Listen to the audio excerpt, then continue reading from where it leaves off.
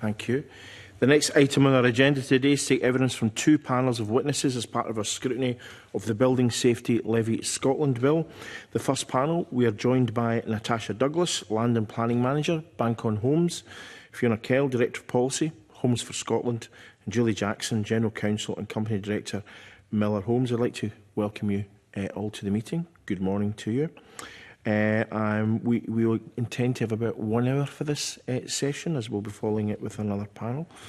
I'd like to move straight to questions, and I think the first thing I'd like to ask to Julie Jackson is, in your submission you've said, and I quote, "Evidence shows a site will not be viable if subjected to the levy," and I think in that case you're talking about smaller sites, because one of the issues about the bill is about whether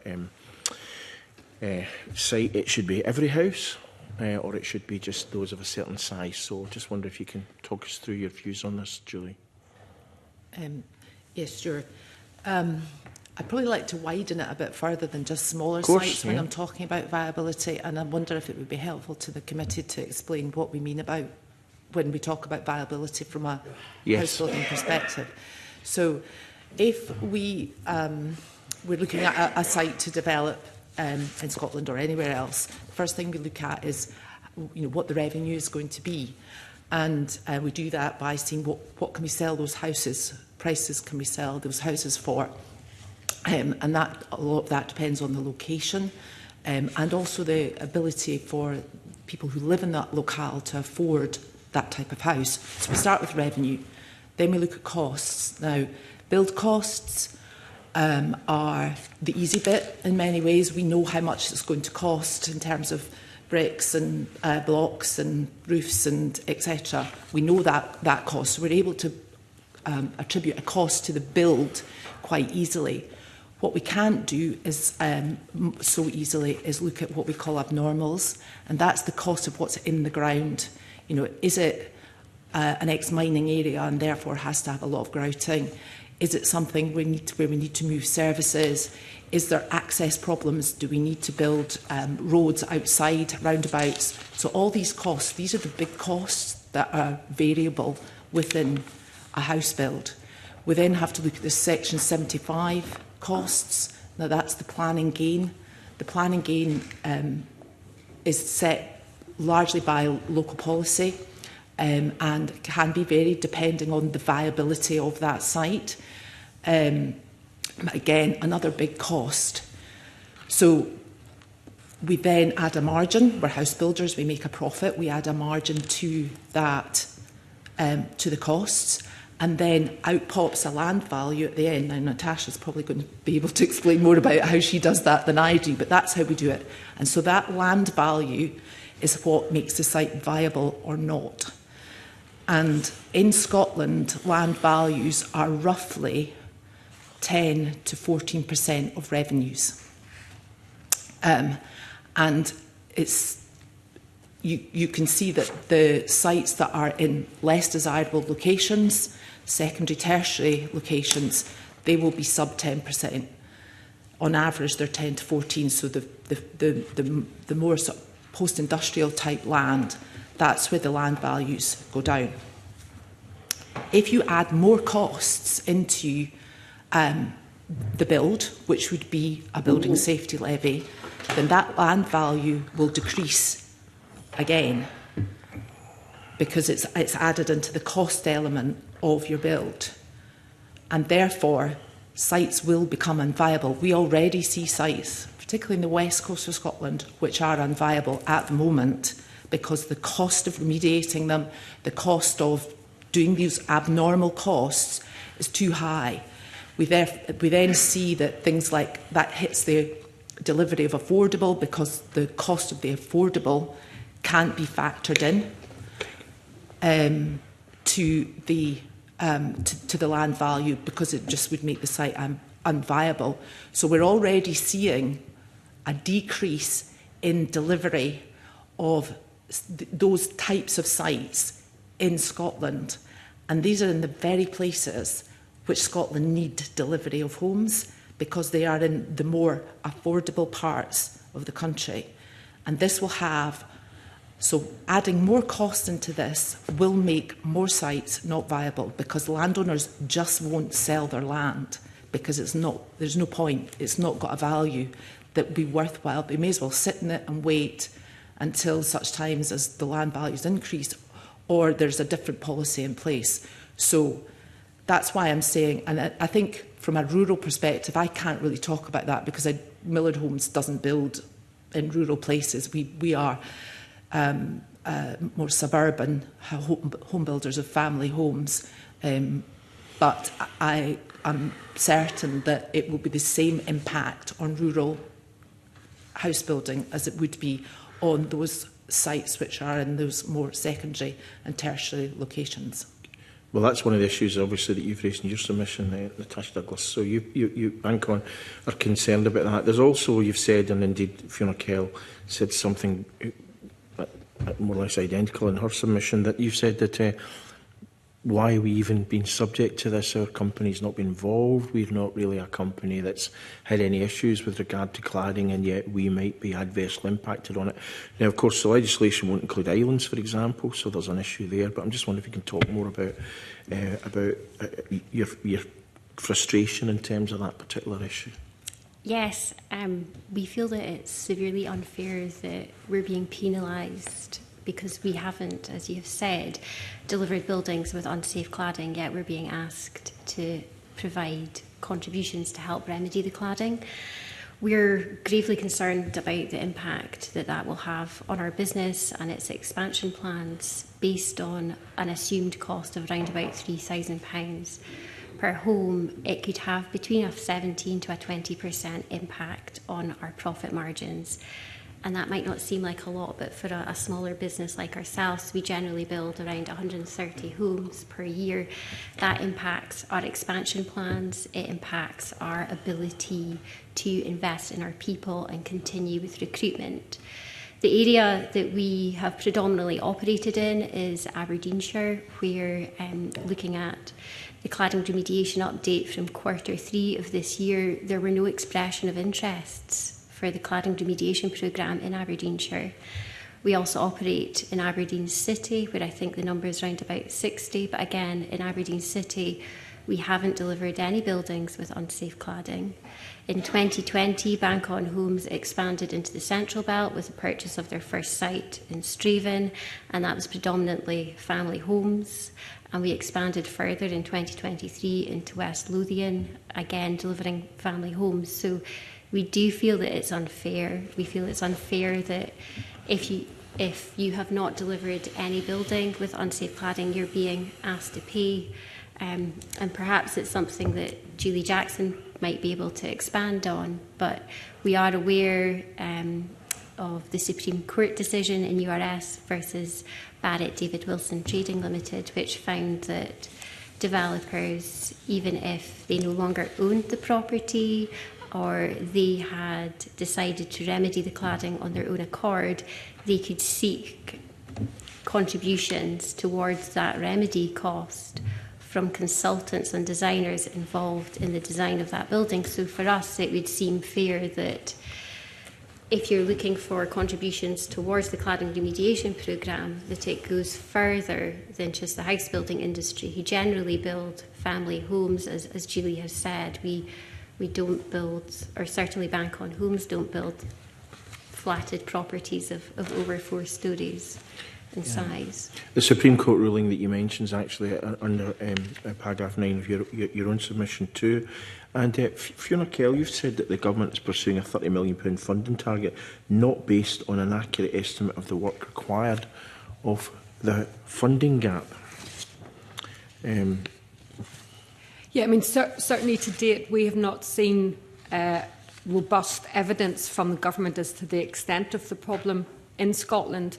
Now, we understand that there have been various expressions of interest. There was a call previously for kind of a mapping exercise of all of these buildings. We've not seen that yet. So at the minute, we remain concerned that the government is intent on setting a target for remediation, the levy, a target set, without actually knowing how much needs to be raised. Well, my understanding is it's about £3.1 billion at today's prices over 15 years.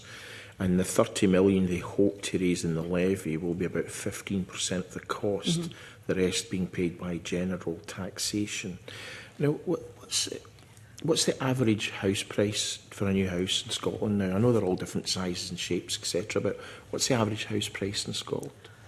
For a new build property, I don't have the exact figure in front of me, but it's somewhere in the region of the high 200,000s. But so just on the figures that you're quoting there, again, those figures that were in the BREA and the subsequent sort of financial memorandum that have accompanied this bill, those figures have been based on assumptions of assumptions. So a lot of them have taken a proportion of the buildings that are, because England is slightly further ahead, they've got a better understanding as to what the extent of the programme is there, and then they've applied sort of some proportionality back to Scotland. So again, it's assumptions based on assumptions rather than having a detailed evidence base based on the actual position in Scotland, and that's our concern. And just in terms of that, you mentioned that 30 billion. That's in addition to the receipts that will be coming to Scottish Government from the residential property development tax. Which a number of the home builders in Scotland are paying towards that, and it's also in addition to the remediation that many of the home builders will be undertaking of their own properties in scope. So I think our concern is that what we've got some builders remediating their own voluntarily. We have got others paying through the residential property development tax, and then potentially you've got those home builders facing in effect a triple hit. So they're paying 3 times in terms of remediation, and then at the other end of the spectrum you have businesses such as Bancon who haven't built anything in scope, and yet they're being hit as well. I've just been advised by Alex that the average price of a house is a new build house is £335,447 in Scotland. So this levy would be about 1% of that sale price. So would that not just be passed on to buyers?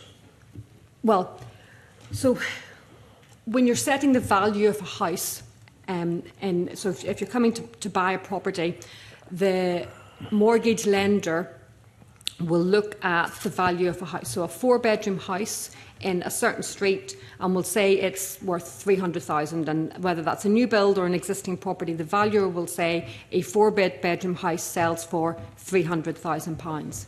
Now, if the cost of building a new build house is £320,000, you've got a mortgage valuer saying it's actually only valued at 300,000, and yet the cost of it is maybe 320,000. So that £20,000, I'm just using this as an example, that £20,000 difference can't be passed on to the consumer, because the mortgage lender will say, no, that property is only worth 300,000. So in effect then the home builder and their wider chain has to absorb that additional £20,000 of cost that can't be passed on to the homeowner.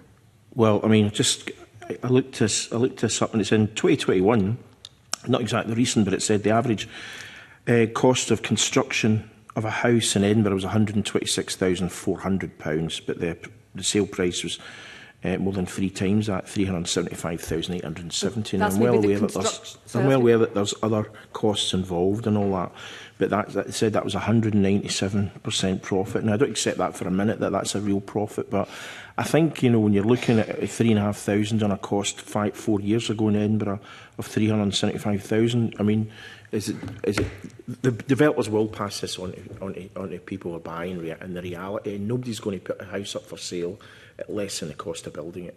I mean, now, earlier on, in your submission, and it was a really detailed, excellent submission, 26 pages, with lots and lots of facts and figures in it. What impact do you see in the elasticity of demand? So what do you think? Do you think it will reduce demand by 5%, 10%, or no impact on demand? I mean, what's your kind of view on how that will impact on actual demand? I'm not an economist, but what I will say is the Scottish Government in a recent Housing Emergency Action Plan was very clear that the Cabinet Secretary has set an ambition of 10% year-on-year growth in the number of starts and completions in Scotland. And she's been very clear that that's what Scotland needs in order to get itself out of a housing emergency. So we have that on one side. On the other side, you'll have heard very clearly from both Julie and Natasha that this levy will impact on the number of new homes that are built in Scotland. We will see a reduction in the number of new homes that are built. So you've got one part of government with a very clear ambition to be increasing, and you've got a very clear impact from the other side that will be decreasing the number of homes that are built. So when you say homes, you're talking about obviously homes for sale, because all of you in your submissions have all talked about the fact that in Scotland 44% of housing is affordable compared to 19% in England. So do you think affordable housing should be included if this levy is to be implemented? Because that seems to be the implication of what you've said. Just to quote what you've said in your, Ms Kell, in terms of your own submission, you said, the exemption of affordable housing, which is more than twice the size of that in England in terms of its proportion of the market, does not reflect the reality of the make-up of the Scottish market, which differs from England. This also ignores that the UK Government seeks to substantially grow the tax base in England through its ambition to deliver 1.5 million homes. In over 5 years, that's 75,000 houses a quarter. But in fact, in England, in Q2 last year, there were 43,030 houses built, and that's fallen to the first quarter this year to 36,180, which is less than half the target. Mm-hmm. So it's not really much of an example to follow, given that in England they're actually less than half their own target at this point. Yeah, and that's the point. The more that you continue to put costs and levies onto the cost of a build, the more, in fact, what you'd be doing is you'd be building fewer homes and reducing your future tax base to be rather than increasing your tax base.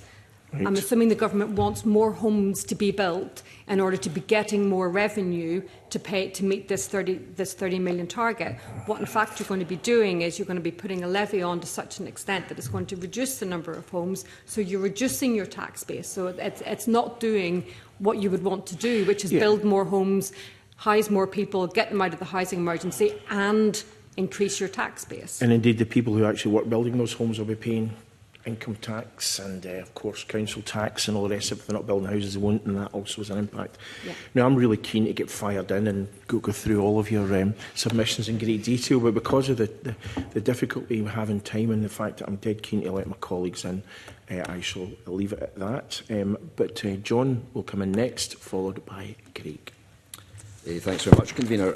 I mean, the Convener's asked you about the problems, and you've explained some of the problems of having a levy, but if we don't have the levy, where do you think the money should come from for the cladding repairs?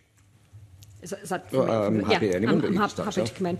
I mean, can I just say your submission was so long I was not able to read it in detail. Okay. So just for future committees, you might want to make it a little bit shorter. Okay, we'll try that. As you can see, we're very passionate about the issue. I mean, where else does it come from? There's a number of issues here.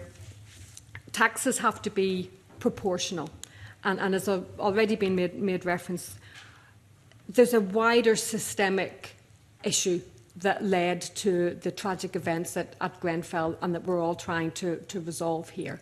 It's a system-wide issue. However, at the minute, the only part of the system that is being taxed and that is being sought to remedy this is the home builder part of the system. So I would suggest if we're looking as to how we fill that gap, I think that we need to broaden out and looking at that wider. So you'd be happy with a levy if it went to more people? Or do you think, I mean, I'm wondering, do you think we should just add it onto corporation tax, for example, or income tax or business rates? Well, there's already, in addition to the corporation tax, which is a residential property development tax that the largest home builders are paying. So that's our point, is that home builders are remediating their own where they've built them. They're paying RDPT as well. And then this levy is then coming on as another level. I accept that the developers on it. don't like it, but I mean, we've still got to find this money. Mm-hmm. So should we put it on business rates, and all businesses would pay for it? Well, I'm not a taxation advisor. All I can do is tell you about the impact that it will have on home builders. But do you not have an alternative then? Well, I think so. There's a couple of issues here. One of the things that we've suggested in our submission is what we refer to as a sunrise clause. So the sunrise clause, in effect, means that at such a time when the home building industry is in a stronger place in Scotland. But that could be forever. That could be 50 years. It could be, but it's certainly not when we're in a self-declared housing emergency that the government government is in a housing emergency. We'll never have enough houses. well, then that's the whole point. You're never going to be in enough houses, but what you're doing is exacerbating the situation by putting another tax on them. So our view is that a sunrise clause, so at such a time when maybe it's in 3 years' time, if the Cabinet Secretary has achieved the government's ambition of this 10% year-on-year increase, so at such a time then when you've got that more stable base, we called for an all-tenure target of 25,000 homes a year, which is what Scotland had been building on average up until just before the financial crisis back in the mid-2000s. We were up at that 25,000 a year, and I would suggest that once we've got back up to those kind of numbers, the government's self-introduced declaration of a housing emergency. I want to move on to one of the other. And then you've got that. Then you've got a sunrise clause. Okay. I mean, Ms Douglas, it sounds like we're just, or Ms Kell would like to put this off for ever and ever. Now, you yourself said it wasn't fair that the decent developers pay for the bad behaviour of the bad developers or the bad manufacturers. But I mean, surely tax is always like that. You know, I reckon I'm a decent person, I'm law-abiding, I pay tax for the police to deal with the bad people. So is that not just how tax works? I'm not a tax expert, but I think it's important to recognise that there's no good and bad developers in this situation. The developers that created buildings with unsafe cladding, they didn't just one day decide to do it with the intent of creating harm to people living in those buildings. The building was signed off through building warrant. So there was a process that was followed before the building was erected. But did the developer have no responsibility to check the materials they were using? The developer would have been given guidance by the designers as well as the manufacturers at that moment in time. Things have moved on, and we obviously know now that the cladding that was used historically was not safe. But going back to your point, Bank on Homes has never delivered a building with unsafe cladding. The nature of the business is that we deliver homes for people to live in, and they're generally 1 to 2 stories in height. Historically, we have delivered flats, but they're generally around about 4 stories in height, and as I've said, they have not used unsafe cladding, and we do feel penalised. So if the levy's not fair, how should we raise the money? As we've said in our submission, the levy as it stands, it's almost a blanket approach against house builders.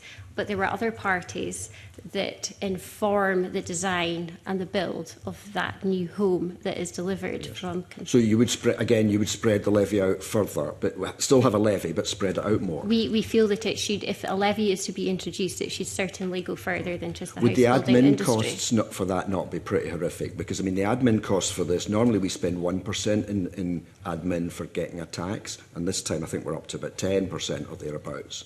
But if we go after every single manufacturer, the admin costs are going to be huge, aren't they? I'm not an accountant. I'm not a maths person. I'm not an expert in that field, and I would suggest that I'm the wrong person to answer that question. Well, can I try with a different one? I mean, there's the suggestion that if it's a development with a small number of units, they wouldn't pay the levy. Mm-hmm. But I mean, say somebody builds a £1 million house out in the countryside, surely they should be paying a levy for that. Going to the exclusion of developments over a certain size, I know that south of the border in England, they have increased, I think it's 5-fold. So they've gone from 10 homes up to 50 homes that would be excluded. I'm not sure if that's something that would be considered in Scotland. It would certainly help us as a business. But going back to your £1 million property, it's a difficult question to answer because, as you will appreciate, the viability of a site is very different on a site-for-site basis, and the viability of a development of 100 houses will be different to the viability of your £1 million homes. And without looking in detail at the construction cost of that house, it's difficult to see what a level of profit would be made on that home if it is to be made by a developer or if it is a person that is building that for their own sole residence. So I think it's quite a wide question to answer for you, I'm afraid. Okay, Ms Jackson, come on to you. So I mean, can you answer my question of if we don't do the levy, what do we do? And if you can pick up the point as well about, that the person who is spending £1 million in a house, if it's an extra 5 or 10,000, that doesn't matter to them. So surely they should be paying a levy. Okay, well, I'll start with your first question. I think it's already been mentioned, has been mentioned, and to be clear, Miller Homes does have buildings which we are remediating, which have had fire safety defects. We're quite far advanced with that programme in England. We're also on with doing the right thing in Scotland. We're committed to remediating the buildings that do have fire safety defects. And, you know, we have made provision, and it's a lot of money to do that. We also pay RPDT. So again, this would definitely be the third dip for us in terms of a tax. We are very concerned about the fact that it has not been addressed in Scotland that there were contractors, there were architects, there were engineers, there were insurers. There's a whole plethora of individuals and companies out there, cladding suppliers, who are not paying for this. And but if we put a tax on each one of them, the cost of collecting it would be horrendous. We don't have to do that. We have to change the law in Scotland to allow us to go after those people who are actually responsible for the cladding. When you say go after tax or sue them? No, recover the cost, because that's what you're doing with house builders. At the moment, we are voluntarily saying we will remediate these buildings, but actually it was shoddy workmanship by contractors. It was architects that specified defective materials. It was cladding companies who hoodwinked the industry into believing that their products were non-combustible. And these people are not paying at all. And so there's the ability in England to go after some of them is possible because Barrett took something to the Supreme Court. We do not have that in Scotland. Does Scotland have the power to do that, do you think? Not sure, right? Okay. Well, there are definitely things that the Scottish Parliament could do legislatively to change that. And we have been discussing that with the cladding remediation team without a great deal of success, but there is a way of recovering money, not just for developers to recover the money, but for Scottish Government, because the vast cost of remediating buildings in Scotland is going to sit with Scottish Government. Mm-hmm. Well, that's there are way more raise orphan buildings here than there are south of the border. So that would be my answer. We need to look at some way of recovering from those who are actually responsible. It's the polluter pays principle, which is a very, very settled legal principle, not just well, across the world. No, I think we'd all agree with that. I think there's a question over whether we've got the powers, but I mean, I accept that we maybe need to pursue that with other witnesses. Yeah, absolutely. Because we got the impression from the Scottish Government that the window they've been given as to how to operate is quite limited by Westminster. It's not like a tax we can just do anything with. With the tax, I agree. Yes. But, I mean, by all means, come and chat to me afterwards. I'm very willing to explain what I think might be possible around, I'm a lawyer, around what might be about what might be possible. There's obviously not time to go into it today, but no. There are possibilities. Would it still be in the... Well, just a little bit more on that. I mean, you said kind of voluntarily the developers are doing something. So presumably voluntarily the manufacturers could do something would be one option. Another option is that somebody sues them, either the builders or the government or somebody. And another option is we put a tax on them. So are these all options? I don't know how you would put a tax on them, but right. Again, that's outside my... Okay, that's right. I'll leave it at that, Convener, just now. Thanks. Thank you very much. Craig, to be followed by Michael. Thank you, Convener. Good morning. One of the issues, obviously, Fiona, you've talked about a sunrise clause, which I think is quite a novel concept. But one of the concerns is that this is going to just become part of the fabric of building in Scotland. Peter Drummond from the Royal Institution of Architects, when he was before us, said that effectively every 10 or 15 years another building scandal, as he described it, comes along. Given the time frame for remediation, and given this has been going on for a number of years, how likely do you think that it is that there will be another potential building scandal that comes along where this tax would potentially have to be used to start remediation of another problem? And wouldn't that give rise to concerns that effectively this is just going to become a tax on house builders stroke house purchasers in Scotland? Yeah, and I think that's something that we are very concerned that the bill should be set to address building safety, the cladding remediation issues. Scottish ministers have said that was their intent. However, we remain concerned that the bill is possibly not as tight as it should be in terms of some of the definitions around that. I think it's fair to say that home builders, they remain committed to continual improvement of standards. New homes that are built will generally be covered by a 10-year warranty. The introduction of a new homes quality code and again a voluntary ombudsman is now in place, and we welcome the commitment that we understand is coming from both Westminster and Scottish governments to the introduction of a statutory new homes ombudsman, and as an industry we welcome that. So I don't think it's appropriate to say that there will inevitably be something else in 10 or 15 years' time. I think certainly the home builders, as Natasha has already said, no one sets out to build homes that aren't of the appropriate standard, and indeed there's a continual commitment to increasing. But we're very clear that we feel it's a feeling in the bill at the minute that there isn't that clear sunset clause there. Taxes, principles of it, we need certainty. Home builders need certainty. We need certainty as to when it's coming in, how much it's going to be, and when it's going to end, so that businesses like Natasha and Julie's can be planning for future investment. And with these uncertainties at the minute, they can't do that. Just to go back to perhaps, Ms Jackson, the way in which you could potentially bring manufacturers into the system. Clearly, that is going to be happening in England. What is the risk to Scotland if we have a system that excludes manufacturers? Is there a specific concern that we would have, other than the fact that you've identified that the Scottish Government appears to be the one that would be on the hook for most of this? There's no specific concern around manufacturers. Manufacturers are going to be difficult, and in order to recover from them, but there are others that we can recover from that would be a lot easier, around contractors, architects, who are all insured, that's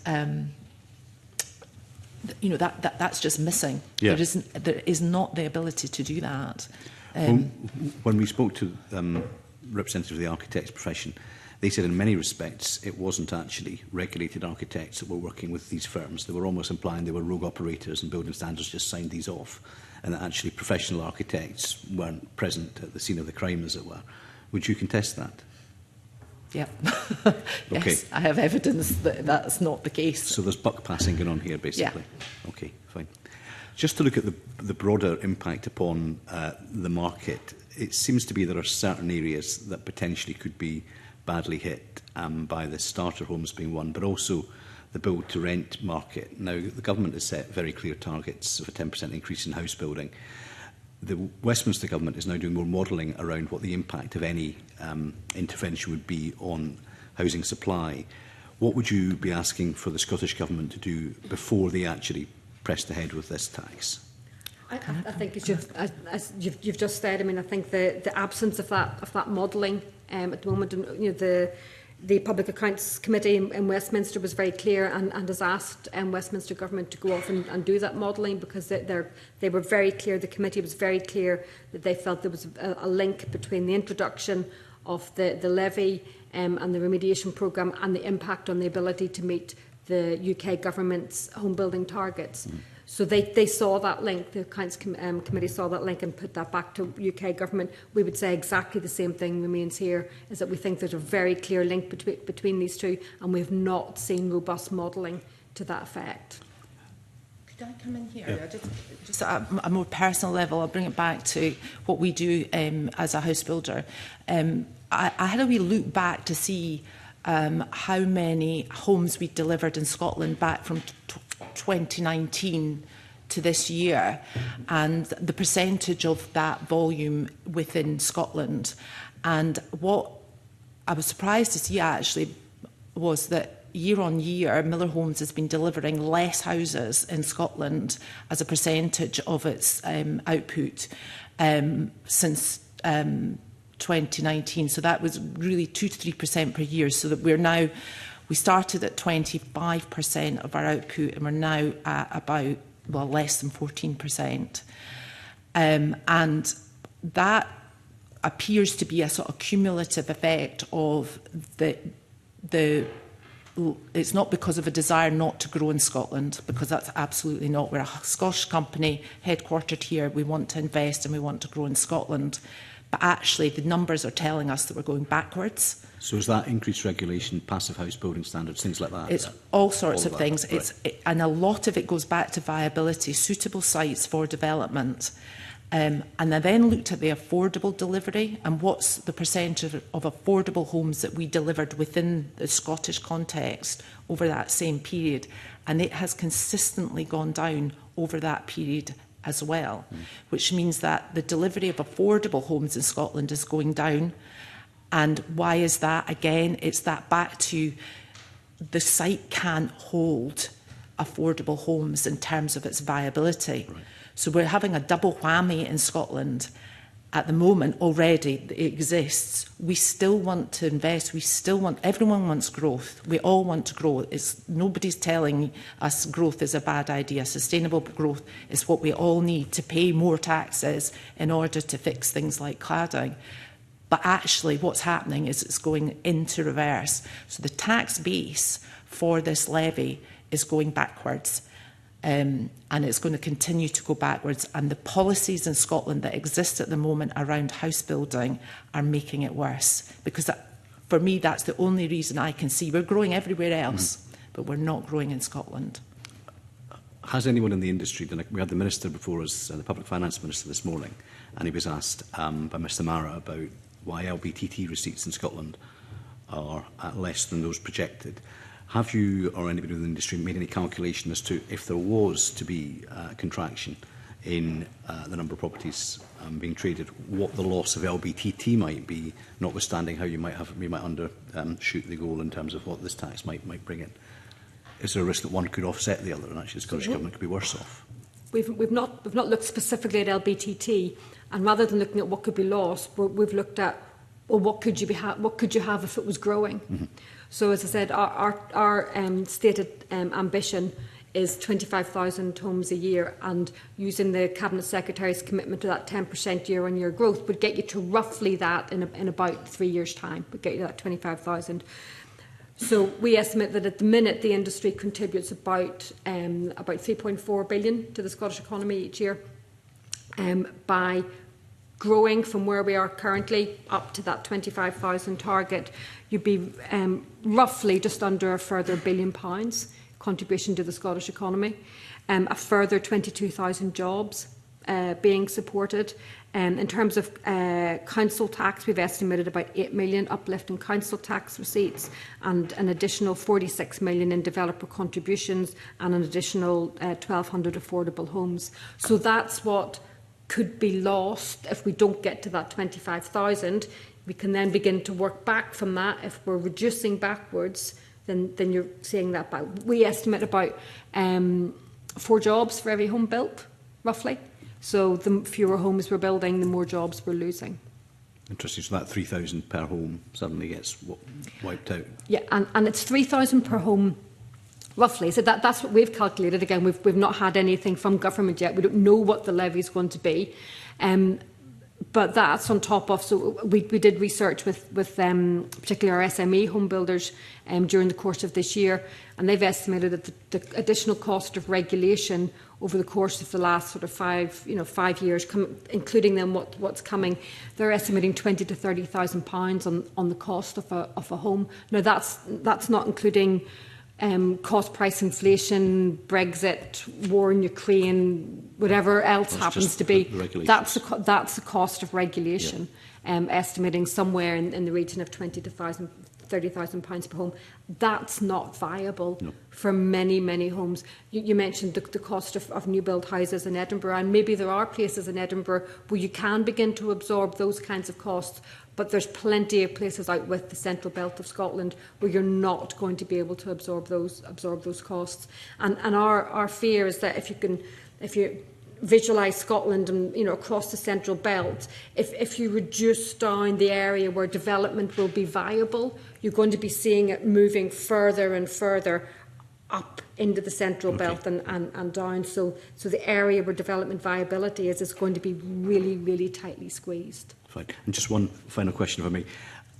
One of the general criticisms of legislation in this Parliament is that the government, as is happening at Westminster as well, is increasingly using skeleton legislation, what I call fill-in-the-blanks later, sometimes fill-in-the-controversial-blanks later legislation. The bill as it stands, or once it has once it's been fleshed out, I suppose, through delegated lawmaking, is there any capacity, do you think, for legal challenge to the bill on the basis of fairness or equity? To be honest, I've not looked at issues around legal challenge, but it's an issue that we've raised consistently. We raised the same issue with regard to the main cladding remediation bill, and that was a framework bill as well, and therefore a lot of the detail is coming through secondary legislation and regulation.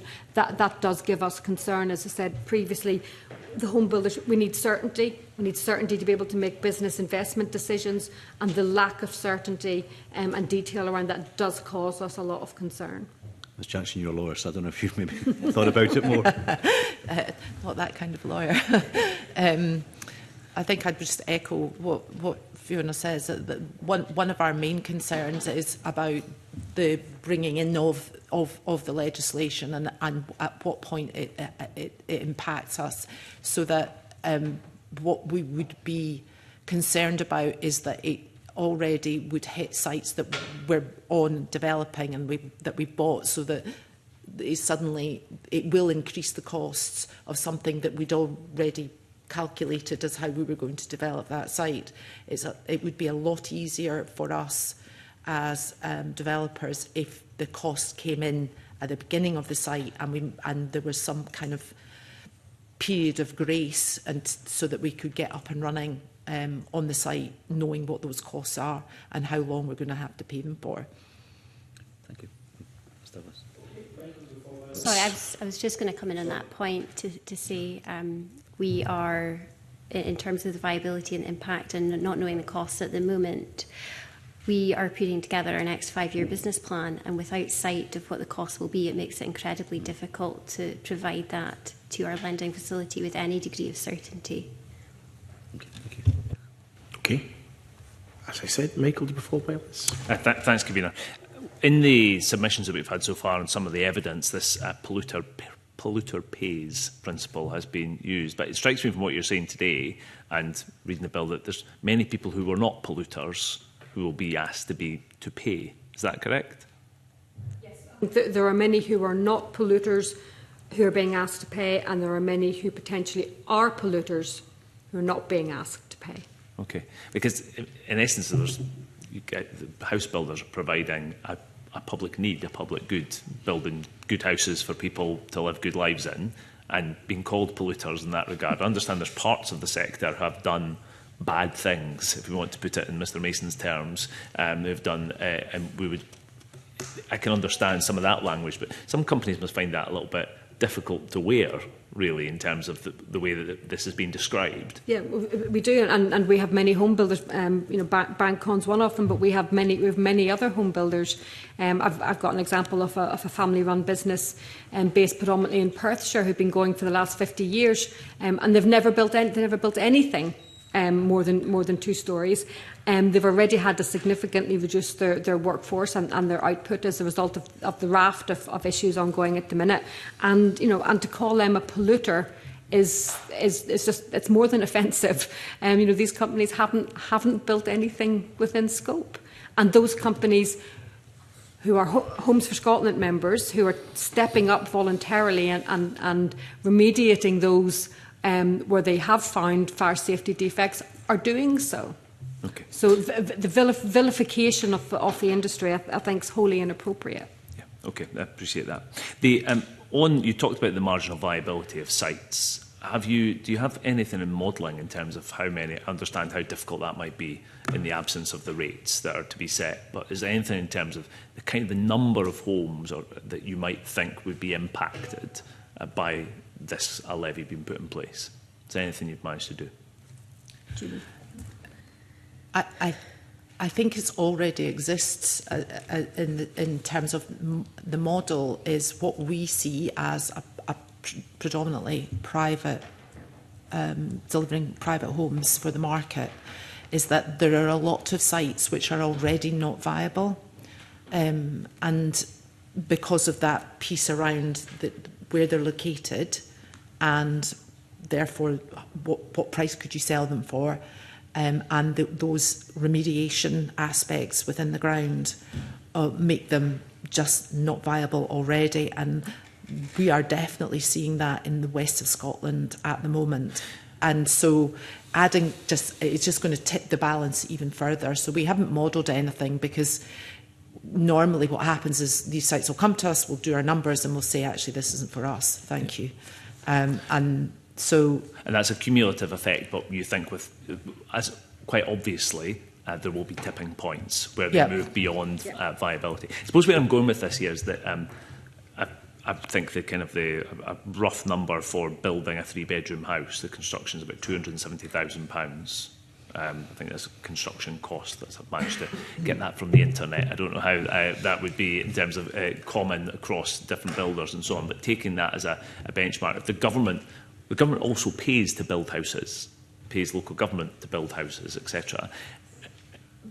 I'm wondering, in essence, that to me would be about 110 houses across Scotland for £30 million that the government pays on one side of the ledger to build. It seems to me a bit perverse if we were finding ourselves in a position where that number might be actually offset in terms of stopping potentially 110. But in the absence of modelling from the sector, I find it difficult to measure that trade-off. No, we've not done that modelling, but I do refer back to the Public Accounts Committee, which has put that in Westminster, which has put that very firmly back in the government's court, and saying the government should be undertaking that modelling before it's introduced such a levy. Government needs to understand, is it doing something over here that might have a negative impact over here? And I think without that robust modelling, I think we're in danger of bringing in something that could potentially have very significant consequences without actually working it through. Now, if it's the case that we've done all of that modelling and we understand that X will impact Y, then you can then make that informed decision. And if a decision is made to introduce a levy, and Parliament knows that the introduction of that levy may result in a 1% decrease, or whatever the number might be, then you've made that decision based on an informed basis. But I fear at the minute that we don't have that robust modelling. Okay. And there are other secondary effects that you've given in your evidence today around employment tax revenue that comes around it. And it would be, do you know if the Public Accounts Commission has asked, the committee has asked for that to be included as well? Yes, I think it's asked for that broader context. That's broad modelling. Yeah. Okay. Mr Hoy touched on the issue around the LBTT and the receipts. I'll not go there. We're 8 years on from Grenfell. I think the latest in quarter 2, 2025, only 3 single building assessments have been completed in Scotland. And that, meanwhile, in England, there's 2,490 buildings that have either started or completed remediation. In your view, is the limiting factor in Scotland the availability of money to do the work?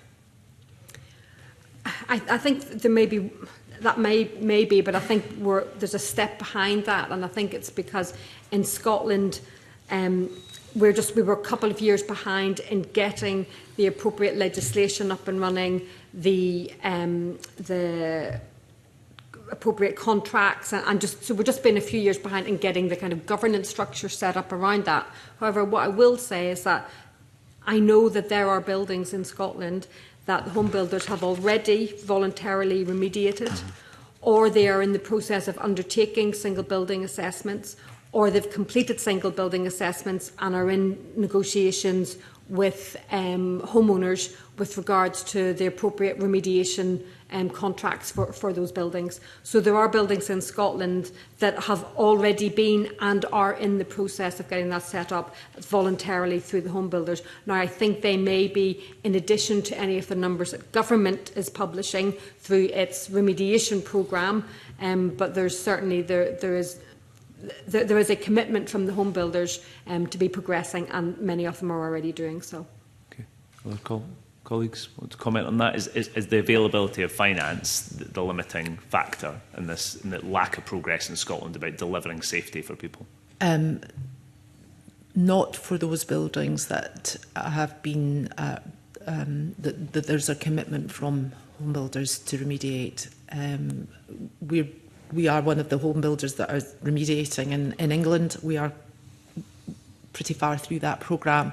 In Scotland, we're also one of the ones that Fiona's just mentioned. We've been on these buildings for 5 years now, trying to get to the point where we can properly remediate them. It's been very difficult, but it's not through lack of money. It's to do with, it's a very complex landscape in Scotland, and we need government help to be able to get us on site, to be able to do the work. And that has been, we've been trying for a number of years, collaborating with government to try and do that, but I don't see it as being a lack of money. Tash Douglas? I don't have anything further. Okay, that's fine. My final area then, assuming this progresses, the issue of exemptions. Is there anything you want to say in terms of the challenges or list of exemptions that you might want to see in the legislation or not? Yeah, I mean, we're sitting in a difficult position here. We represent home builders of all sizes, so we understand that if there is to be a levy, that the more exemptions there are, then those who are left to pay the tax base have to pay a larger amount. So we get that. However, within that, we're also trying to balance the need to be supporting the home building industry in Scotland as well. So we feel that there needs to be some definite consideration given to the protection for the smaller and mid-sized home builders. Now, at the moment, the suggestion, as I understand from government, is that there is a tax-free levy for all home builders, so that everyone will benefit. I think the figure they're talking about at the minute is somewhere around 10 homes per year to apply across all. Now, we would say that levy threshold is too low. Because what you're doing at that stage is, if you're a very small home builder and you're building 7, 8, 9 homes a year, and you're looking at a site and you're thinking, oh, that site there, maybe I'll move on to that one for 20 homes a year, what you're going to say is, no, you know what, actually, I'm going to sit at my 10 home threshold, because anything more than that, I have to begin to interact with the revenue system. So I'm going to stay. So I think if you set that levy too low, you're going to have a behavioural impact on the SMEs. We think if you're setting it based at somewhere in the region of probably maybe 30 homes a year, you're kind of more of a sweet spot where you've got some ability to grow the business before you then begin to interact then with the revenue system. And is there any reason why there should be a different figure to exemptions levels in Scotland as there should be in the rest of the UK? Is the character of the sector different in Scotland that you would want to see a different signal to viability sent that we should be taking on board? In England, they have it set it by local authority and by viability relating to house prices, and therefore the big issue here is you need to keep a tax base of some sort in order to collect the levy to pay to pay for this remediation. So you need to find that spot where actually, if the levy is going to make the site unviable, so it's not really about the number of, to Mr Mason's £1 million house, it's not about the numbers or having 10 free passes or whatever. If it's linked to viability, it then has a sort of hope of keeping that tax base as high as it possibly can be, so that the sites that can afford it effectively pay for it. That's probably not the answer you would have expected from me, but that seems the fairest way of doing it, and that's how it's set in England. Natasha Douglas? We're content with the exemptions in the bill as it stands, but we would ask that there is that levy-free allowance, as Fiona has suggested. And equally, as Julie has suggested, if from a viability assessment you can demonstrate that the site is not liable with the levy, it would be beneficial if there was the possibility for that site to be exempt, so long as it can be demonstrated that the viability is at question, that is at stake. But in terms of the buildings that are listed as being exempt, we're content with that. Okay. Thank you. Let's move forward with Michelle. Thank you. In relation to the question 8 that was asked regarding the financial memorandum, all three of you were very sceptical about the methodology that had been used in that financial memorandum, particularly when you came to cite examples about levy rates and the possible effects that that would have on developers' liability and being able to estimate that liability. Could you just explain to us in a little bit more detail about what your concerns are which underpin that financial memorandum? There's a couple of points here. So some of the government's assumptions with regards to the size of the new build market. So the government assumption was that the new built market in Scotland is valued at about £4.6 billion per year. However, the Registers of Scotland's calculations for the same time period puts that figure at about 3.2 billion per year, and that's the Registers of Scotland own data, whereas the government's assumption was based on, as I said, assumptions on assumptions. So we've already got a position where we think that the Scottish new build market size has been overstated by about £1.4 billion. So that really has a significant impact on that. We think, as I said, right back at the very outset, there is no clear list of properties in scope that we can then apply even an estimated cost to. So what we've had is an estimate of the numbers of buildings in Scotland based on an estimate of what happened in England, and then based on an estimate of what the cost might be. Now, all of which are, in the absence of something else, are not a bad proxy, but we're getting to the stage now, 8 years down the line, where we shouldn't have to be relying on estimates of estimates, that we should have a robust modelling system. And I think then if we had that, then we could at least have the confidence that we're making informed decisions based on the right evidence. But I don't think we have that currently. Which is quite a concern. It's a very big concern. Right. Ms Jackson, would you like to comment on the financial memorandum? Yeah, the same position as Fiona's outlined. We don't understand it. We don't understand how the numbers have been arrived at. We can only look at our own numbers. Yeah, it's just very difficult to work out how the government have arrived at either the number of buildings that need remediation, and indeed who's going to be picking up the cost of these buildings. That is still not clear to us. And presumably that's quite a big concern to people who are in the industry. Yeah. Yep. Yep. Yeah, and also I'm not even clear how that number has been arrived at in terms of, I know roughly how much it costs to remediate a building because I'm doing it elsewhere, but that doesn't seem to have actually translated into the same numbers that the Scottish Government are talking about. And apart from presenting your concerns to this committee, and thank you for the extensive submissions that you gave, have you engaged with the Scottish Government about your concerns over the financial memorandum? I personally haven't, although I've engaged extensively with the Scottish Government on the subject of remediation of buildings. Okay.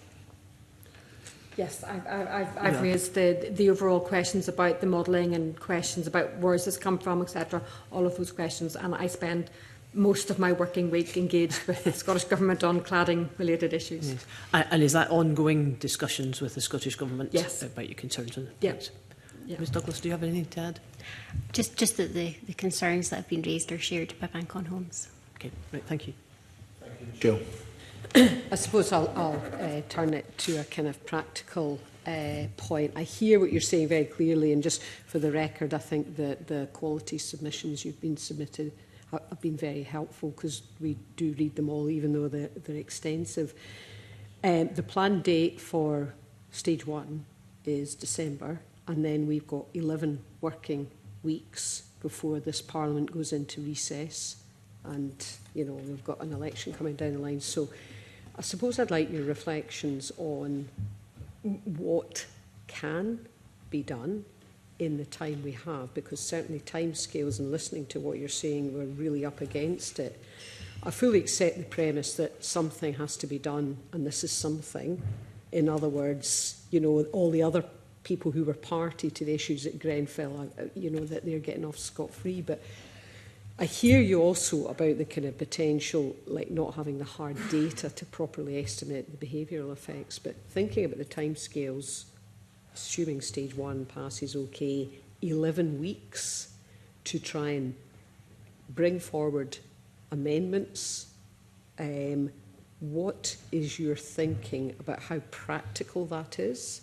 And if you had to pick your top 2 or 3 things, this has to be changed or this has to be done, bearing in mind what you say about behavioural stuff, what is that? I'd just like your sort of sense of where we're really at here. Fiona, I'll come to you first. Okay, well, obviously on the parliamentary process, I haven't got specific comments on that, other than you're going to have a very, very busy 11 weeks to be getting through it. How many other bills there are. I can imagine. Yeah. I suppose from our perspective, what we're concerned about is, so if we look at counterparts, so if these guys, you know, building north and south of the border, if they were building in England, they knew 18 months before the levy was to be introduced, they knew exactly how much it was going to be, who was going to be exempt, how it was going to be collected, etc. All of that was clear. So we're now sitting in Scotland less than 18 months before a proposed implementation date. So I guess we would ask the consideration is given as to when the implementation date has to start. Referring to Mr Mara's question about is money the key barrier at the minute, we don't think money is the key constraint at the moment. There's a lot of other things. Now, potentially in about 2 years' time is when we're going to start to need to see much more of that cash coming into the system. So I don't see significantly that there would be a major burden in pushing back the introduction date on it.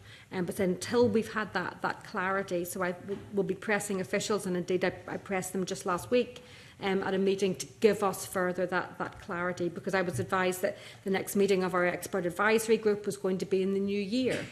So that's another couple of months, and we've still not got that. And the other thing I would ask very clearly then in terms of priorities for the bill is it needs to be very clear with regards to the sunset clause. So we have a very clear understanding as to how the bill is going to operate, not only when it's coming in, but when it's going to end.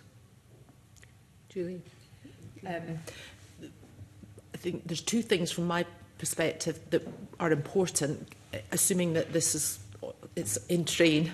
The first is that it is very clear that this money is going to be used to remediate fire safety defects and not for any other building defects or anything else, that it's very clear that that's what the money can be used for, and where it's going to go and where it sits and how it's going to be used. That's important to us. Mm-hmm. I think the other thing that's very important to us is that phasing in how we can plan for these costs in our budgets. And I would ask that somehow it doesn't apply to existing sites and existing plots to come, homes to come, so that it's new build, it's new sites that are coming through the system. Even if you have to charge it earlier in the process, not at the end, but maybe earlier through Section 75 contributions or whatever it is. But it comes in only on new homes, as in new sites. They would be my 2 asks. My views are similar to Julie and Fiona, but we would ask that if you can demonstrate that you have not delivered a building with unsafe cladding, that you are exempt from the levy. If the levy is to take place, we would ask, as Julie has said, that it is for new sites only, as opposed to sites that you're currently constructing on. And as Fiona has said, the introduction of a sunset clause is very important to us as well. Okay, thank you. Mm-hmm. Thanks. We've got a few more questions, but we've got another panel actually, so to say I'm holding back here. I want to thank you very much for your evidence this morning. It's actually been very, very helpful. And we'll just call a couple of minutes break to allow an exchange of witnesses. So thank you.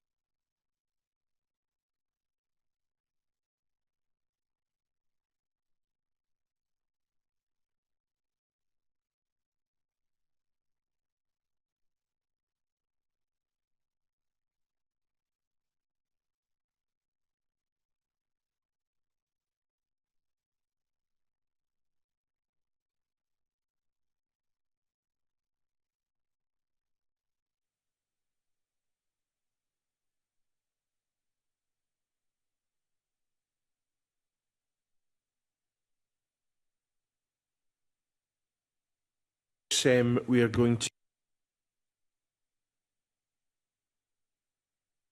which is a follow-on, basically, from the previous panel. So we're continuing our evidence on the Building Safety Levy Scotland Bill, and I'd like to therefore welcome to the meeting Hazel Johnson, Director of Built Environment Forum Scotland, Anna Gardner, Senior Policy Advisor, Scottish Land and Estates, and Josie Sclater, Senior Policy Advisor, Scottish Property Federation. Thank you everyone for your written submissions, and I should say, in actual fact, that I would refer people to my register of interests. As with the previous panel, we have approximately an hour for this session, so I'm going to move straight to sessions, and it's to yourself, Hazel, because your submission is somewhat different from everyone else's, because you say an appropriate levy on future residential builds is a logical route for setting foundations to protect people from this situation in which defects are discovered years or decades after construction, but public bodies, owners and other stakeholders do not have access to the level of resources required to deal with them. Yes, thank you, Convener. This is in relation to, I think, Beth's remit as looking at... Sorry, can you speak up a wee bit? Is that any better? Yeah. Thank you. This is in relation to Beth's remit as looking at the existing and historic built environment. I think the defects that do come to light are part of a wider issue around recognising that there is an awful lot of remediation, not just with regards to cladding, that does come to light with these issues that we're recognising. Okay, now Josie Sclater, she's got a point, hasn't she? I mean, because we have had this situation whereby there's a number of people who over the years have raised concerns about building standards, and I think in terms of the building standards here, perhaps builders did build according to the kind of standards that were available at the time. But there's been issues over the years, and myself and various other members on other committees have looked at, for example, the reduction in Clarksa works and all that have meant that there's been corners cut, etc., etc. So does Hazel have a point, really, that that a fund like this would help as an incentive almost for builders to be a bit more careful in terms of construction, because otherwise this kind of levy will fall upon them? Yeah, thank you, Convener, and thank you, Committee, for inviting SPF to give evidence. I think I would just like to reaffirm that as an industry, we are very much committed to addressing all critical building safety issues, including the swift remediation of any unsafe cladding. We also acknowledge that there are very well intentions behind the building safety levy, and we do know that there's a very limited pool of funding which can be drawn upon to help with remediation efforts. But from our perspective, our members are deeply concerned that this tax essentially constitutes yet another tax on development. And if I can leave you with three key things today, Committee, it's that this levy will undoubtedly impact... You don't need to leave us, you just got here. Well... start with anyway, the three key things that would impact this levy is going to impact on. It's going to be impacting on development viability, on investor confidence, and ultimately on the supply of new homes. So it's whether you want to target the sector with that and then potentially have a reduction in homes in the future. Yeah, I mean, one of the things you've said in your submission is that we must stress the importance of a discounted levy rate for schemes on previously developed land. So how would that work? Yeah, so brownfield land is a very important part, because we speak with a lot of local authorities who are very much of the view that we need to encourage greater city centre living because it has a wider social and economic benefit, and we're seeking an exemption from the building safety levy on land that was previously developed with 50% of the land according to brownfield. And there's many barriers of developing on brownfield land. Both contamination, remediation costs are higher. They're often greater fragmented ownership structures and greater infrastructure constraints on remediating that brownfield land. So that's why we're seeking an exemption on that. All right, so you're talking about a total exemption or a discount, and if it's a discount, what percentage are you talking about? In an ideal world, it would be an exemption, but we understand that there are constraints on funding, so we do also consider that at least 50% of the land needs to be previously developed. Okay, I mean, everyone talks about exemptions, I have to say, in terms of the evidence, and if you look at all the exemptions that we've got, there wouldn't be any money to collect. So, for example, Anna Gardner, in terms of your own submission, you've said that we would suggest an exemption in the region of 50 units would provide a more meaningful degree of protection in rural Scotland. I mean, I don't know how many developments there are of more than 50 units in rural Scotland. I can't imagine there's that many, but surely developers would just build 49 unit developments then, just to avoid the tax. Yeah, I think you've got to take a lot of care around looking at the scale of a development, because you also have to look at the pace of the development, because essentially that pace is going to be dictated by how quickly units sell. And the slower units sell, the slower the pace of the development moving forward. And I can give an example of Leet Hoch down in Coldstream, 106 units, started in 2011. That site's now currently on hold because of viability challenges, because the market values have not kept up with the cost inflation. So we're now in 2025 and 35 units still outstanding. So even though that is, by rural standards, quite a large development, if you compare the pace of the delivery of that development with a development of a similar size in the Central Belt, you're very much dealing with apples and pears. So I think scale, notwithstanding what I said in our call for views response, scale cannot be treated in isolation. You've got to look at all the factors that impact on that. Okay, and also in your submission you've said that you welcome the exclusion of islands in Section 5D. However, Scottish Government regulations on local business taxation have already acknowledged that some rural mainland areas such as Knoydart, Scorrig and Cape Wrath face similar levels of inaccessibility and challenges island communities. I mean, Knoydart you can only actually get to by boat, really, exactly. For example. My point there is very simply that, for simplicity, I see that in the drafting of the bill they've excluded islands, which is great because that's really important. But there are many places in rural Scotland that have got as challenging challenges over housing delivery. And clearly the issue here is that there's been a problem with defining where you draw the line between difficult and unviable and viable. And so, this has obviously created a situation where the whole of rural Scotland has been swept into the scope of the levy. And the viability, as I've just illustrated through, what I've said about Leet Hoch and Coldstream, is a problem. And you've got to remember that the impact of housing in rural areas and the necessity for it, and indeed the commitment from the Scottish Government in making sure that housing is delivered in rural Scotland. Okay, thank you. Now, Hazel, you said that you wish to highlight your position that not enough action had been taken in policy and practice to promote the productive reuse of vacant and derelict buildings and brownfield land, including for housing. Do you feel that this levy would be a stimulus for that?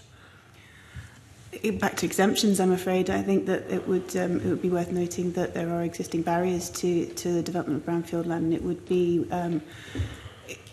be a shame if a levy were to further disincentivise use and reuse of existing buildings in delivering homes.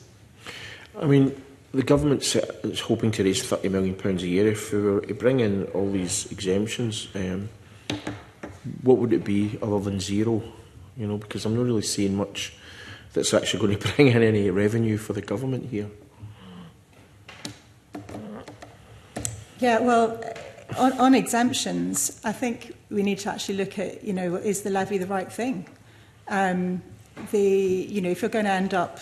well, your view is it's not. If you're going to end up sort of stealing from Peter to pay Paul, we have a problem. I understand that. I mean, basically, we've had 6 panellists today. Hazel's the only submission which is kind of supportive of the levy. The other 5 are not. So, what's your view as to who should pay for this? I mean, we've heard, for example, everything from architects to manufacturers, to people who are involved in beauty construction. Well, manufacturing, I don't even know if it was in Scotland or it was China or Germany or wherever it happened to be the place it was manufactured. So I wouldn't imagine that that would be necessarily a big source of potential income. But where else could the levy be raised from if the government, because we're talking about 200 million a year to remediate cladding in Scotland, 3.1 billion, and this tax will aimed at 15% of that. So it's about trying to raise something towards that. So where else perhaps should this funding be raised from? And others can answer that question as well. Yeah, I do think that the argument on polluters pay, the polluters pay principle is very strong. I do think there's also a lot of value in ensuring that the housing market is adequately stimulated, so the tax take from other areas is generous enough so that the tax can actually be creamed off from other sectors, and that could help fill in. But many developers actually just set up single-purpose vehicles, and then so basically a subsidiary of the big company, so that if when things go kind of a bit awry in terms of development, I've experienced this in a number of developments in my own constituency, so there'll be myriad across Scotland and the rest of the UK, they then don't have any liability because that was a subsidiary company they set up rather than the actual company. So how likely are we going to be able to pursue some of these companies as on a polluter pay basis, because they just rename and restructure the company so that it isn't actually the same company that actually did the stuff that we're all upset about? I don't have any experience in phoenixing and all the sort of games that go on in terms of corporations. But this is the realities that we have to face, unfortunately. That's why we get a levy up front. At least we've got a levy up front. It's like when you build a housing development is supported by a local authority, they tend to put a bond in place so that when all this shenanigans take place, there's still money to repave the roads and put bollards in and all the rest of it. So, or whatever happens to be, pavements and things, fix the sewers that sometimes aren't installed properly. Yeah, the challenge with bonds is quite often that upfront payment, because then with rural developments, if the upfront payments are so great, you're starting with cash flow challenges from the actual beginning, and that is an issue in itself. But without the bond, they just scarper, and the council's left with the cost of that. That's happened in at least 2 developments in my own constituency, for example. So, and I know it's happened in other places. So that's the issue. If everyone behaved according to the rules, then it would be fine. But this is the issue that the government's got to face in terms of putting these up front. Sorry, Hazel. Thank you. And I do recognise that the concerns of colleagues at the table. And I think in the why should everyone pay, not just polluters, around polluter pay, I think I'd pose that it's a practical approach to raising the necessary resources for all homes, and those responsible for historic issues may well no longer be around, maybe overseas, as you say. They may have worked a system, they're no longer identifiable or responsible, wish to delay any payments. So I think there was a conversation around banding, but I think what BEF's members would be supportive of is a whole systems approach, really, and that we are supportive of a levy, but not one that places additional burdens on those that are least able to bear them. And that's where I think in our submission we've been very clear that small and perhaps small and medium developments would not be included. I recognise that doesn't necessarily address some of the concerns that colleagues have, but I think that's something that we would be clear on. Okay. Again, as Maura can ask, but colleagues are keen to come in. John, to be followed by Craig. Thanks very much, Convener. If you were in before, you probably heard my questions, so I'll be asking you much the same again. I mean, would it be better just to forget the levy and add it on to, say, business rates or corporation tax or income tax or something like that? Ms Sclater? Yes, do recognise there's a difficult balance to strike here. It's worth noting, and it's been highlighted in the previous session, that many developers are already contributing towards their own remediation of buildings. There is also, as was mentioned, the UK Property Residential Developer Tax, which is using some of those funds towards cladding remediation. So in effect, this levy might be adding a triple tax onto some of some of the developers. I mean, would you accept, although it's a triple tax, I mean, we all pay, we pay income tax, we pay VAT, we all pay lots of taxes. Yeah. I mean, but we still need that money, don't we? The money is still needed, but I think we've got to recognise that development viability is currently in crisis in Scotland. Developments that were viable 5 years ago today, many would no longer be viable today. There's been a range of cumulative impacts on the industry, both market, I appreciate it's not all government policy, and we've had tender costs rise between 20 to 30%. We've had development finance double from 5 to 10%, and that's just in the last year, let alone the other layers of government regulation and policy, such as increasing affordable housing requirements, the Housing Scotland Bill, increasing net zero targets and building standards. This cumulatively impacts the sector as a whole. Each policy is often developed in isolation, and obviously a lot of those policies are well-intentioned, but there is no consideration over how it impacts the industry and our ability to deliver housing.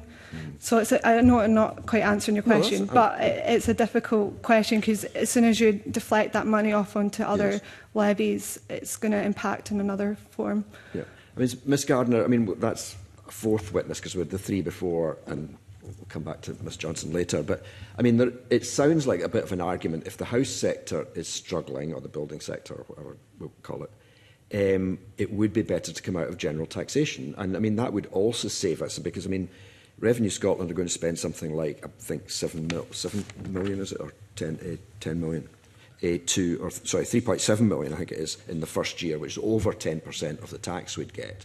So, I mean, it seems to me like a strong argument. Forget the levy, let's just put it on income tax.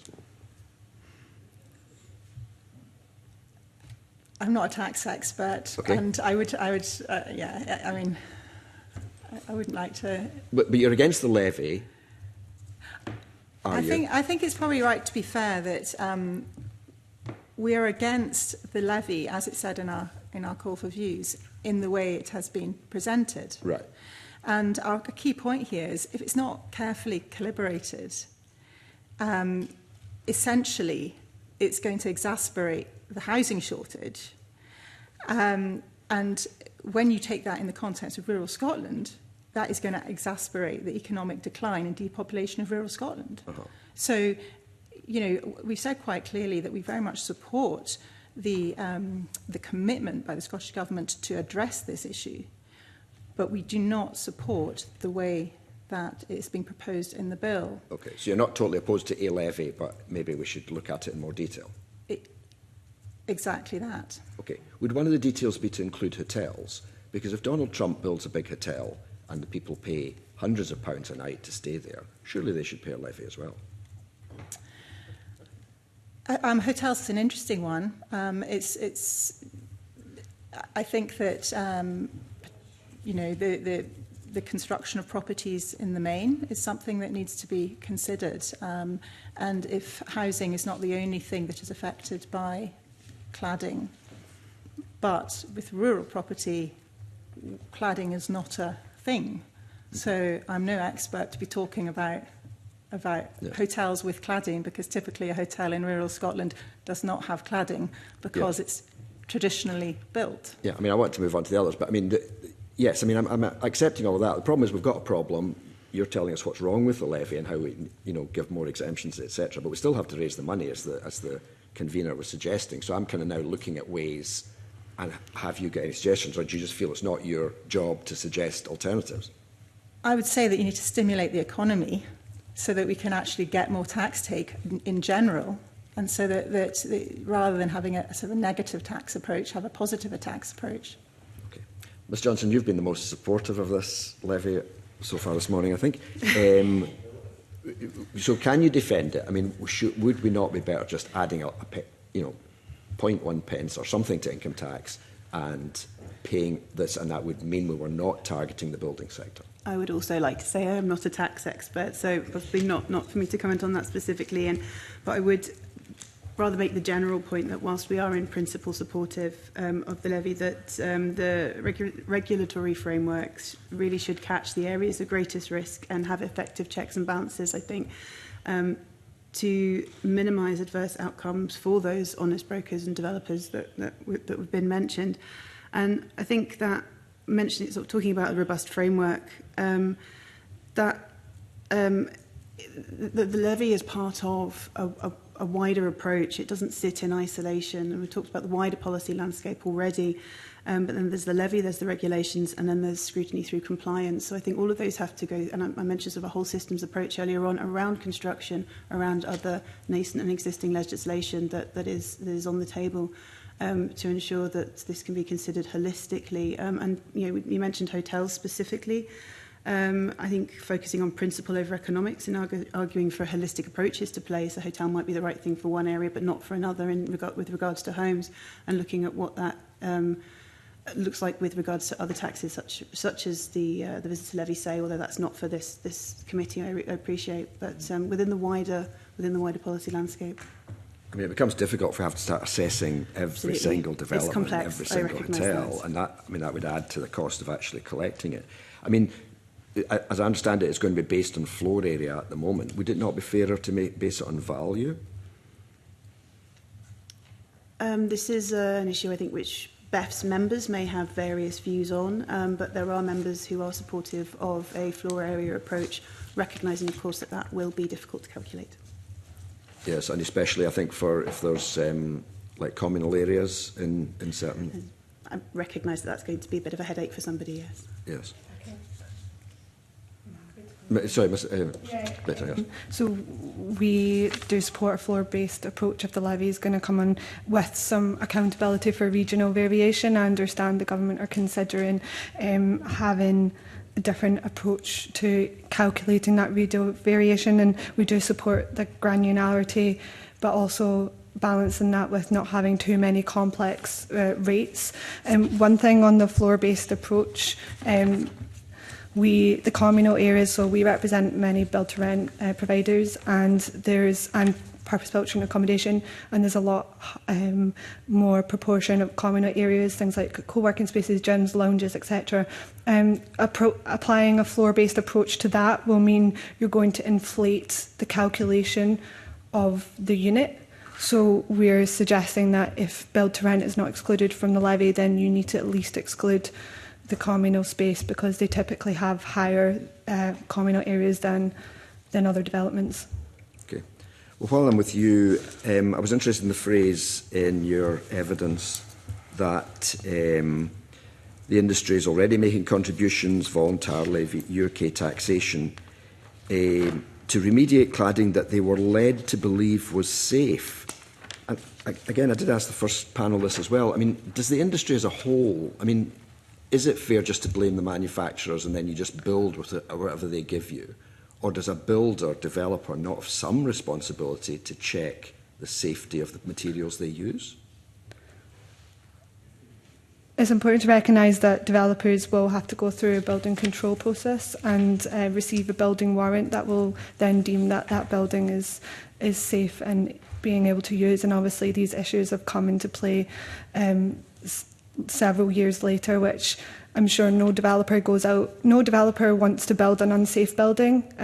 It's not in their interests. It's in no one's interests. And so they're using the knowledge and the skills and the materials at the time that they thought would have been safe, and unfortunately they haven't been. Okay. And I think probably my final question to whoever would like it, but I mean, it's been suggested this money should only be used for cladding, but the bill actually talks about wider safety issues, and we've obviously got RAC is another big issue, and others have said there'll be something else comes down the route. So is it not wiser to keep it, is it wiser to keep it wider so that we can use it for cladding and other things, or do you think it should be purely on cladding, Mr Johnson? I think the purpose of the levy, as you've stated, is building safety, and all serious building defects could be dealt with using the same funding and the same mechanism. And and so to widen it at some point would seem reasonable. Okay, Ms Gardner. I think the overarching objective of this bill was to address the cladding remediation requirements. I don't believe that the consultation has been remotely focused on addressing other issues, and so I'm not prepared to comment on that. And I would suggest that if it was going to start the scope being widened, we should be going back to the drawing board. Okay, Ms Slater. Yeah, I'm of pretty much the same opinion. What we do think, though, is that there should be a sunset clause, so that the levy is, if the levy is implemented, that after around 10 years or so, there should be an end point. Otherwise, it's essentially just a tax on development. Okay, thanks so much. Thanks, Convener. Thank you very much, Craig. Thank you, Convener. Mr Johnson, just to continue in the similar vein to Mr Mason, Peter Drummond from the Royal Incorporation of Architects, when he was before us, elaborated on this point about these things come along every 10 to 15 years. He said the next 3 will be cavity wall and retrofit. He said structural fire protection to steel buildings is another one, and lightweight rain screen cladding systems, which he said you could cut through with a craft knife. Does the industry recognise that there are already potentially 2 or 3 further significant remediation projects that we're aware of? And wouldn't it be more honest, therefore, to be having this debate in the round to say it's not just about cladding, this is about effectively changing the landscape in which we remediate problems that will come along on a routine basis? Certainly recognise my esteemed colleague's turn of phrase there. Yes, the list is as Mr Drummond put to the committee, and I won't elaborate on that specifically. But I think what BEF's members would like to advocate for is data. Improved data to understand what novel technologies are in which buildings and where, to avoid similar conversations around future issues, and looking at unintended consequences of these novel technologies. We're not wanting to sort of add to the list, but to recognise that inappropriate interventions may well have been undertaken around previous retrofit, perhaps under Green Deal's say, for example, noting, of course, that this is there have been many, many good examples, and that we support the reuse and retrofit of existing buildings, obviously towards other targets of net zero, for example. But just to recognise that this is a wider conversation in which we're having wider issue in which we're having this conversation, and to be cognizant of that when discussing and looking at the levy, recognising, of course, the limitations of what we're discussing today. Ms Slater, I don't know if you want to. I recognise that there might be issues that come up in the future that we're not aware of just now, but I think that's impossible to predict. And so, as I mentioned before, I think that there does need to be like a time limit on this levy for around 10 years if it is going to be implemented. Thanks. Ms Gardner, in respect of a rural exemption, the issue with exemptions is you can point to any particular area of the market and say let's exempt it, build to rent, etc., etc. But it does strike me, having read your submission and spoken to other stakeholders, it's a very real concern about the impact on the rural property market, which is already an issue of concern. How do we go about, if we were to look to implement this in law, how do we go about a rural exemption? How do we, for example, define a rural area? And what more can be done so that we tie that bit down before we actually start looking at how an exemption might work? This is something that we have been talking to the Scottish Government team about. It's really important to get this definition correct. Any rural exemption should target the fragile housing markets. We've already talked about, the high costs, tight margins, and, critically, we've got a massive housing shortage in rural areas. The current issue is that the six-fold classification that is typically used for these sort of things doesn't work because the accessible rural class also includes areas, for example, within Edinburgh City Bypass. So just because it's got rural in the name. So, for example, Gilmerton, for example, where there's a lot of house building, potentially could be exempt. Exactly. Right. So what we were saying is let's go with what we know, You know, for example, if you used, you know, classes 4 and 6, those places that they're defined as remote small towns and remote rural, they're pretty black and white. You know, you can look at the map and you can see very clearly how rural these places are. But what we would argue is that you would need some sort of layered approach when it came to Class 5, which is that accessible rural area. And that is what we're working on with government officials. And we hope to make some sort of headway that creates a clear definition so that it's a very simple process so that, whether it's Revenue Scotland or a builder, they can see very simply whether they're in or out. Fine, sure, that's all for me. Thank you. Michelle, to follow by Michael. Yeah, you probably heard from the earlier panel, I expressed some concern about the timescales we have. Stage 1 is proposed, I don't know the exact date, in the Parliament in December. And then we have 12, not 11, working weeks when we come back in the new year, of which we have a multitude of other legislation. So my question is, understanding the processes that will come back into this committee for stage 2 and then the entire chamber for stage 3, how realistic is it that the work that needs to be done can be done in that timescale based on your knowledge and experience of what you've been going through so far? And my second question is, what must, in your opinion, be in place, your top ask to get this into the kind of condition we might like to see? And that's fully accepting your comments about it not being fair in terms of other contributors, which is what we've been getting across the board. So, Anna, you looked first. You can go first. The time scale is really, really tight. And if things are going to be put into secondary legislation, it's even tighter. Now, if you put it into the context of planning a development, it's impossible. There's so many known unknowns, and yet if I'm planning a development to be coming out of the ground in 3 years' time, I'm already years into it. And so that means we're going back to the drawing board with numbers. And you've got to remember the other inputs that are coming in at the moment. So come 2026, Passive House standard. The estimates are that's already adding I think it's £12,000 to £20,000 per unit. You've got your Section 75 costs that are always unknown until far too far down the line.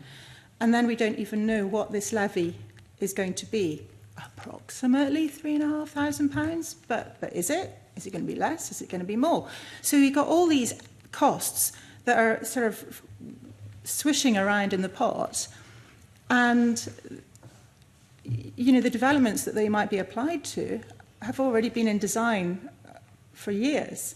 And so I think that there's a very clear point made in the earlier session that this levy is going to have to be a line in the sand drawn to take account of all these developments that have been in planning, because otherwise everything is going to grind to a halt, and we can't really afford for that to happen.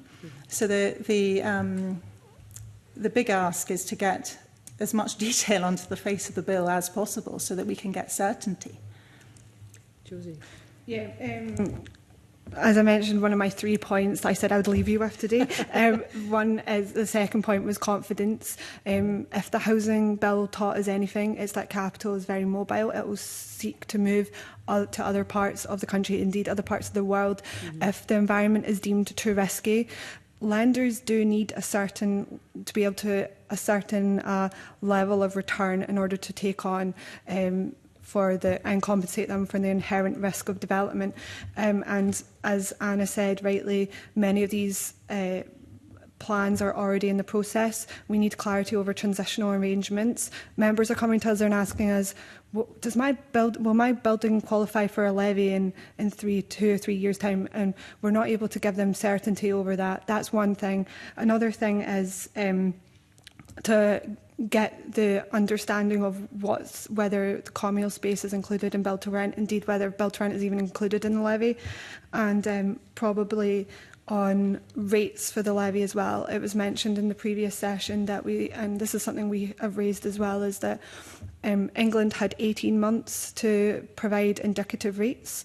Scotland's now past that. There's now 17 months left, and we're probably not going to see those rates until early next year at the very least. And it's important to get the modelling right, but at the same time, we need to be able to tell our developers and investors that this is what's going to be down the line, so that we can have a proper pipeline of development. I don't know if you've got any final comments, Susan.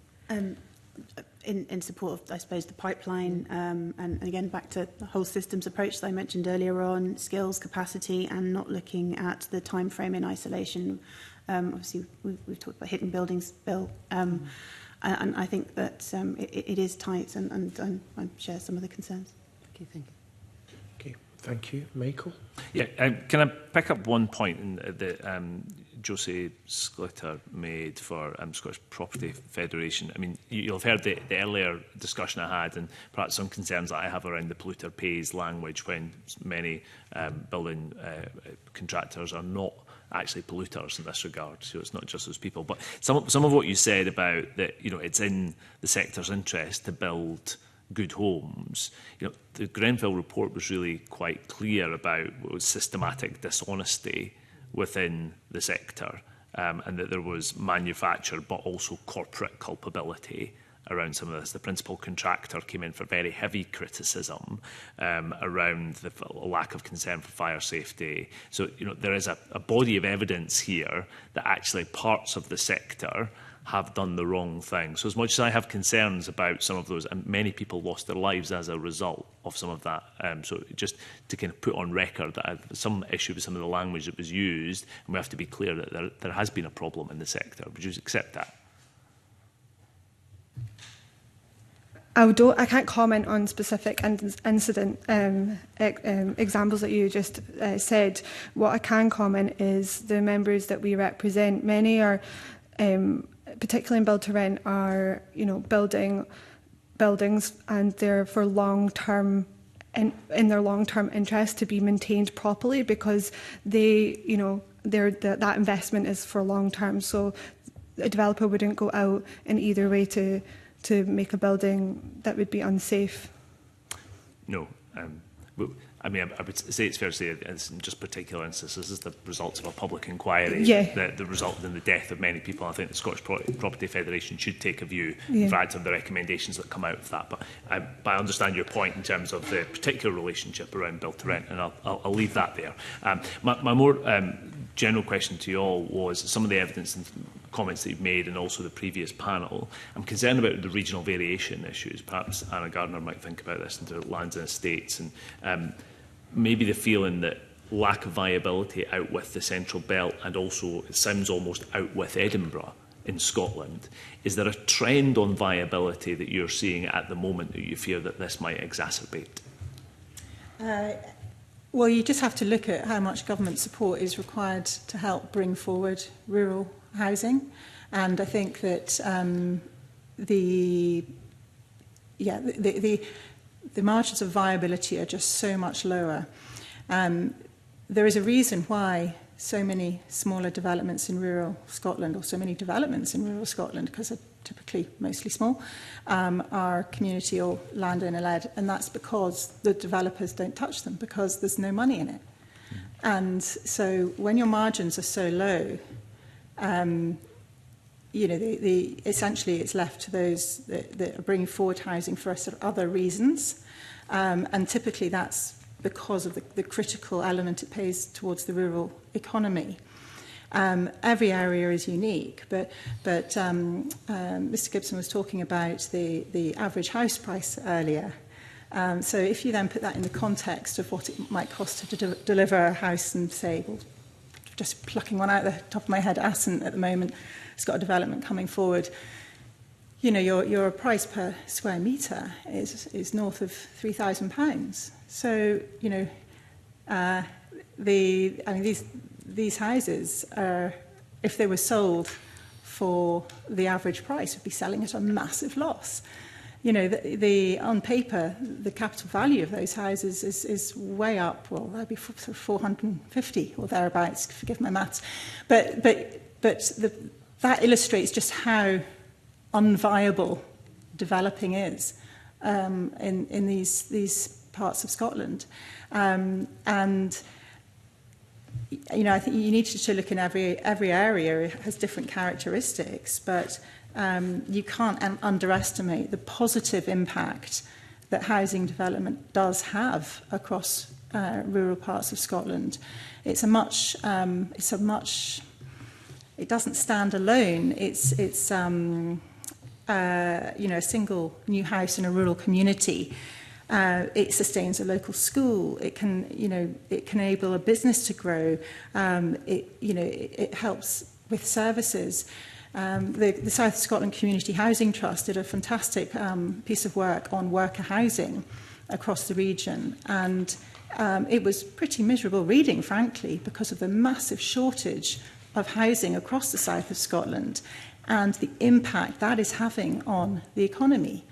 So anything that holds back housing is not going to be helpful. And so is there a lack of sensitivity to that regional variation in this approach? Because we've heard that the system in England is going to be constituted differently in terms of there's going to be more local authority input for levels, but here this is just a kind of a national approach. Yeah, and I think you need to take into account also what the market's doing. You know, ultimately the market dictates the sale price, and if the houses aren't selling, you know, the prices have to go down, or if they don't go down, the properties will just not come forward. You know, the market will stall for that particular site, and you know, it's regional locations. You know, out in the sticks, that sensitivity is far, far greater because there's far less choice, and the people know what they can afford to pay. That is the key feature of a